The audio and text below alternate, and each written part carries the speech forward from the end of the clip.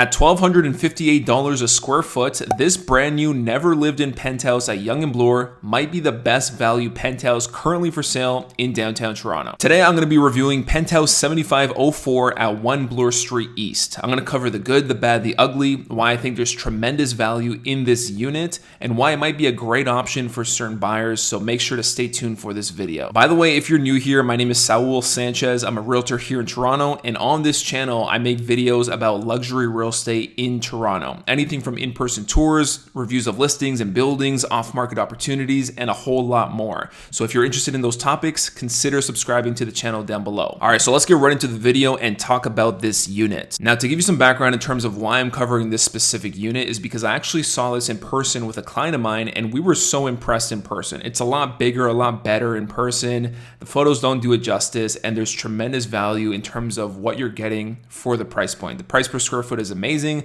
Of course, there are some cons associated with it, and that's what makes it a better price per square foot, but certain buyers will not care about those cons, and I'm going to talk about them in this video. So this unit is listed at just under $4 million, $3.98 million. The square footage is 3164 square feet. So when you do the math on that, it puts it at 1258 a square foot. And I'm going to put that number into perspective later on in this video so you can see why I think it's such a good deal. But let's get right into the unit itself. So this is a two-story penthouse unit. It's a corner unit with northwest exposure. And I'm going to show you guys the view in just a second, because even though it's northwest, a lot of people are like, oh, but I want south views. Well, because of the orientation of this unit and the layout, you actually see a lot of the south of Toronto. So you can see the CN Tower, which I'll show you guys in another photo. You can see a lot of the waterfront. You can see Etobicoke. There's a lot of things you can see to the south, even though it's technically on the northwest side of the building, okay?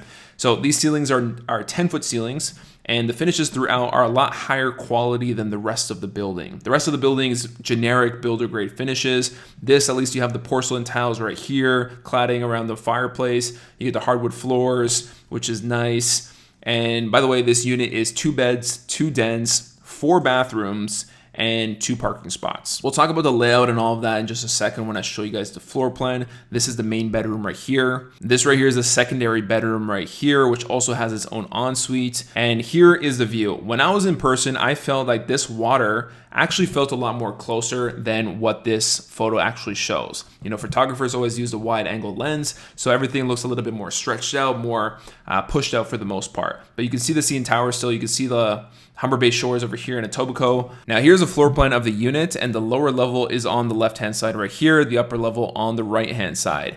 Now there's so much square footage in this unit that even though, you know, the living room here, the lower half of the unit is smaller than the upper, this still feels really big. The living room feels very large. You have a den off to this side. You still have room for a powder room and everything. And on top of that, the upper level is actually bigger than the main floor. So sometimes when you have a 2-story unit, one level feels a lot smaller than the other. It feels very unimpressive, and you almost don't even want to spend that much time on that level because it's so much smaller. But in this case, the smaller level is actually very spacious on its own, and you'll probably be spending the majority of your time in here during the day. Now on the secondary floor, the main thing to note is that both bedrooms are on opposite sides of the unit, which most people want for privacy reasons. Now in the middle, you have your secondary den. This is a very large den. The first den is this study on the main floor.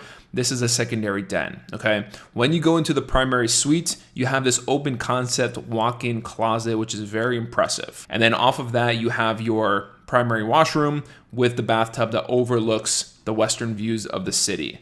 This is your primary bedroom. You have your powder room, laundry, and then here's a secondary bedroom as well. I think this is a very optimal layout. Again, it feels very large and neither floor feels too small. So here's a video tour of the unit so you can get a better sense of the style and the layout and everything in between. I'll make a point that not only is this unit brand new and never lived in before, but you can actually purchase this unit fully furnished. So all the furniture you see in this video and on the listing photos can be included in the sale. Or even if you just want to pick a few pieces here and there, like you want to keep the couch and the stools and whatever it is, that can all be negotiated in the sale as well. Now, I mentioned at the beginning of this video that this unit is priced at $1,258 per square foot. Now, I want to put that number into perspective for you so you understand why I think there's a lot of value in this unit, okay? So in this Google Sheet, what I did is I pulled the most recent sales in the building, the most recent 6, and I listed their price per square foot to come up with an average. Okay, and I'll be the first to tell you, this is not a perfect science. All these units are different sizes, they have different exposures, some have parking, some don't. So it's just to give us a general idea of what the building is trading at versus what this penthouse is priced at. Okay, so we have 1448 as the building average as of late, and currently the penthouse is priced at 1258 per square foot. Now, usually with penthouse units, if they have unique features and finishes, this is a 2-story unit with extra high ceilings, all that kind of stuff, then usually it's priced at a premium above everything else in the building. So if you have $1,448 per square foot for the building, maybe the penthouse unit would sell at $1,600 or at the very least around $1,500 a square foot. Not in this case. This is priced at $1,258 per square foot.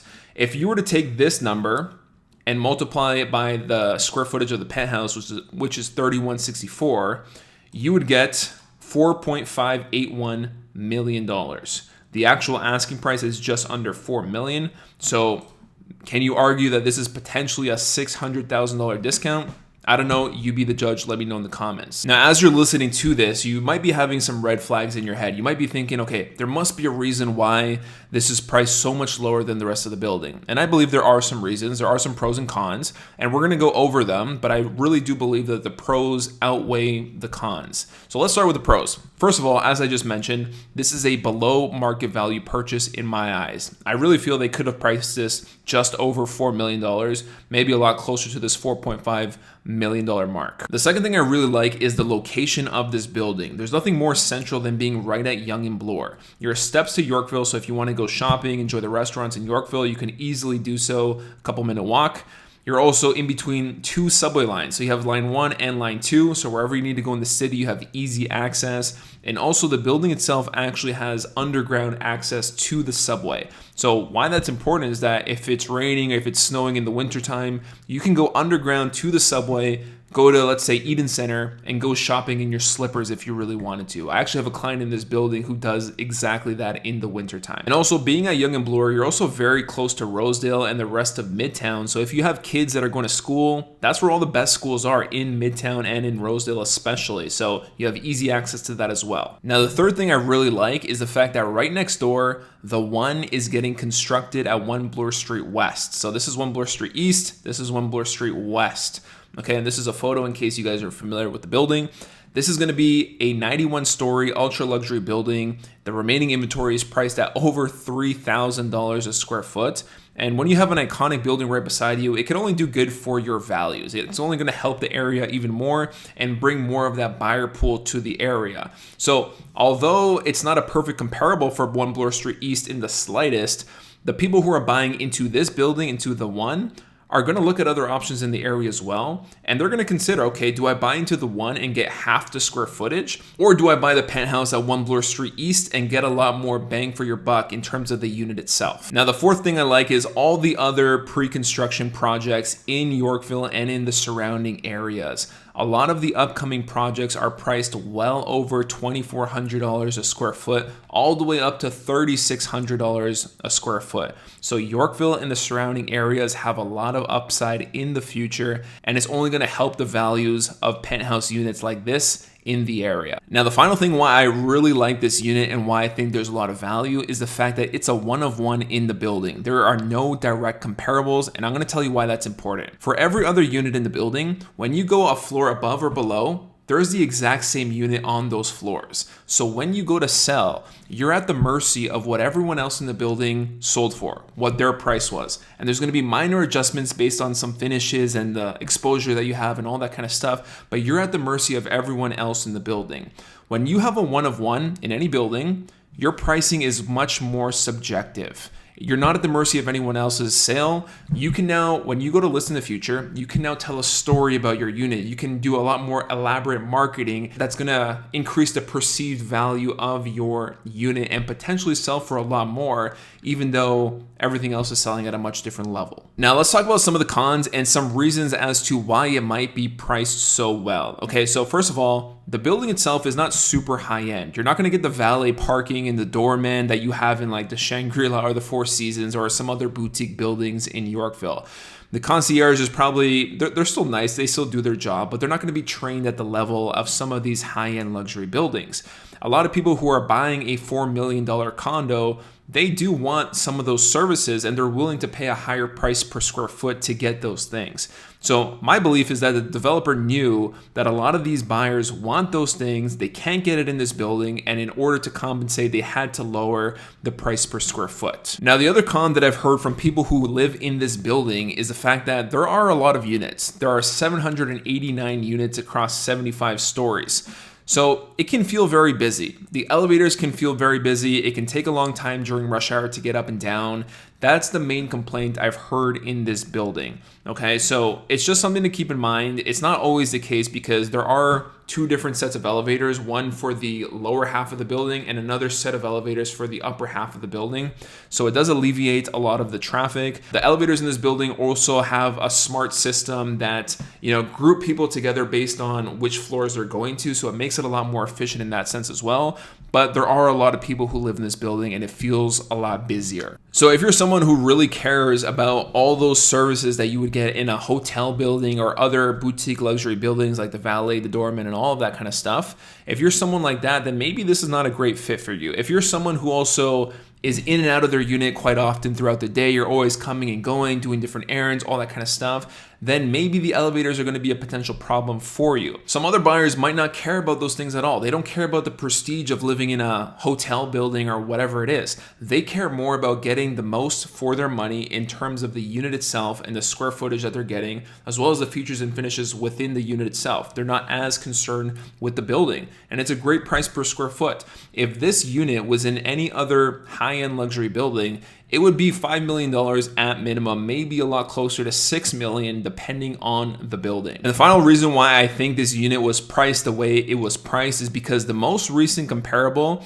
in terms of another penthouse that was in a similar style building that wasn't super high end was this unit here at 88 Scott Street, unit 5702.